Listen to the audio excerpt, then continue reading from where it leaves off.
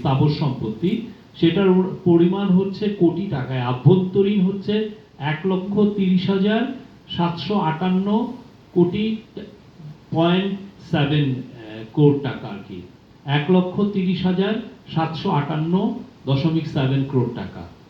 আর হচ্ছে মিলিয়ন ডলারে আছে যেটা বৈদেশিক অ্যাটাচমেন্ট হয়েছে 164.03 মিলিয়ন ডলার।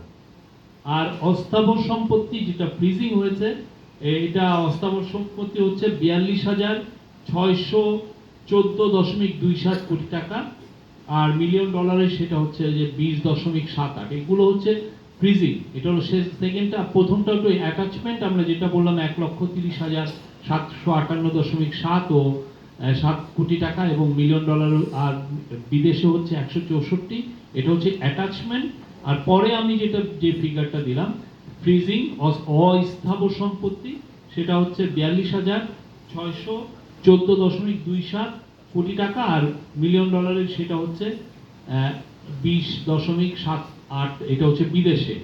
আর আরেকটা আর 42,614.27টা হচ্ছে আভ্যন্তরীণ। Thank you. আমি ওবায়দুল্লাহ রনি, সমকাল পত্রিকায় কাজ করি। আমার দুইটা কোশ্চেন স্যার। আপনার কাছে একটা কোশ্চেন হলো যে এই আপনাদের টেনিয়রে আসলে এই বিষয়গুলো আপনারা এই ফান্ডটা গঠন করে যেতে পারবেন কিনা, এটা আপনারা একটু স্পষ্ট করবেন। আরেকটা হলো শফিক ভাইয়ের কাছে আমার একটা কোশ্চেন, সেটা হলো যে নগদ নিয়ে যে সিচুয়েশনটা তৈরি হয়েছে, তো ধরেন এখানে কি প্যারালাল একটা গভর্নমেন্ট কাজ করছে কিনা। কারণ দেখা যাচ্ছে যে বেশ কিছু ঘটনা আমরা দেখেছি, বিশেষ করে ব্যাংকিং ইস্যুতে, যে এখানে বিএনপিপন্থী কিছু আইনজীবী মানে ওই পক্ষের হয়ে লড়ছে এবং তাদের পক্ষে রায় যাচ্ছে। তো বাংলাদেশ ব্যাংক যেটা উদ্বেগ জানিয়ে ইতিমধ্যে একটি প্রেস ব্রিফিং করেছে, গভর্নর স্যারও কালকে কথা বলেছেন, আপনারা একটা মিটিং করেছেন।